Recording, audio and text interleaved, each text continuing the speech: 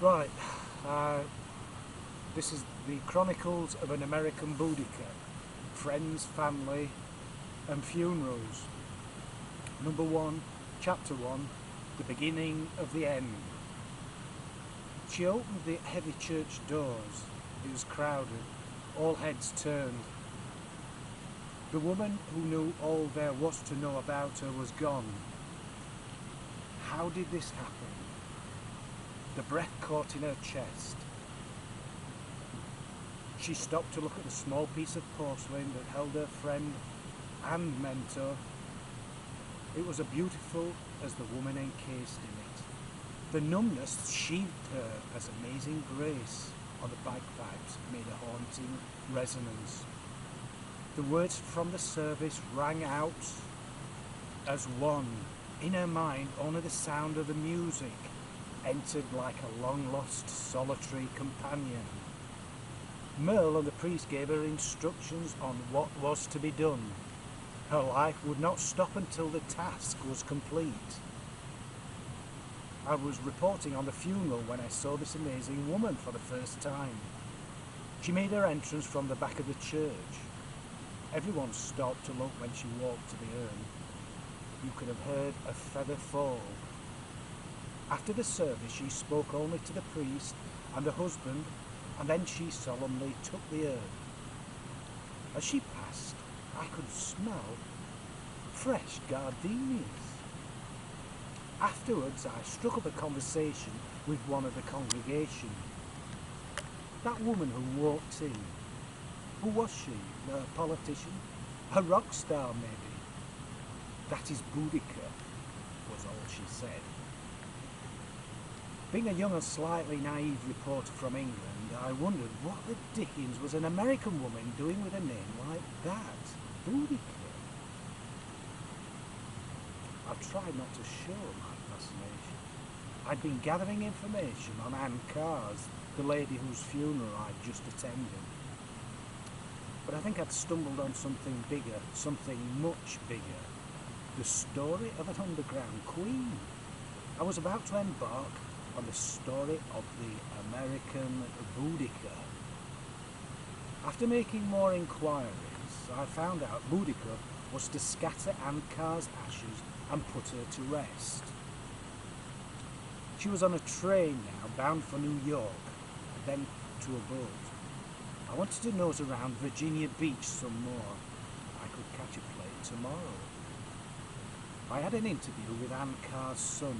I was running late as I entered the 17th Street surf shop. We were going to meet there. Dusty looked up from a rack of board shorts. "Do you surf?" he said. "Never tried, but it looks fun," I answered with a smile. "I'm off to Croatan Beach. We can talk about my mum on the way," he said. We went down to Shore Drive. The Beach Boys were playing on the car radio. I got the info I needed to file a story on Anne Carr's. Tentatively, I brought up the subject of Boudica. "What was your relationship to Dusty?"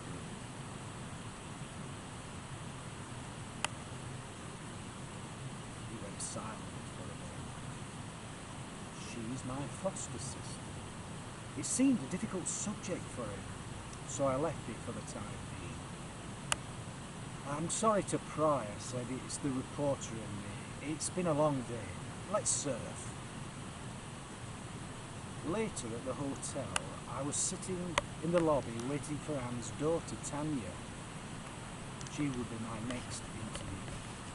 Up till now, all I discovered was that Anne was a genteel English-American woman. As I talked to Tanya, I noticed a little bitterness in her voice.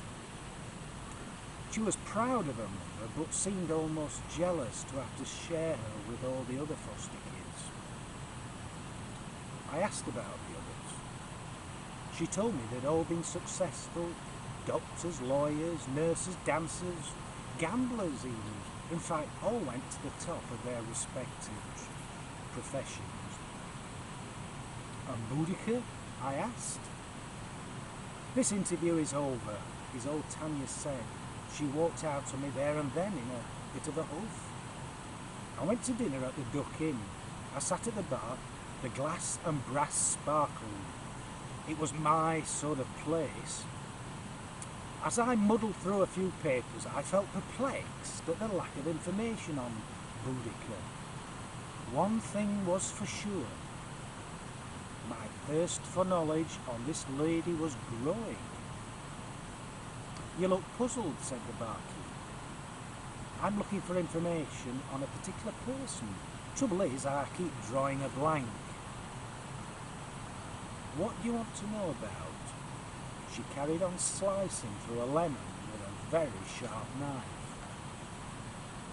"The only thing I know is her name, Boudica." "The woman's a myth," she said with a wry smile. She placed the hush puppy basket in front of me. I popped a tasty treat in my mouth and enjoyed the buttery flavour.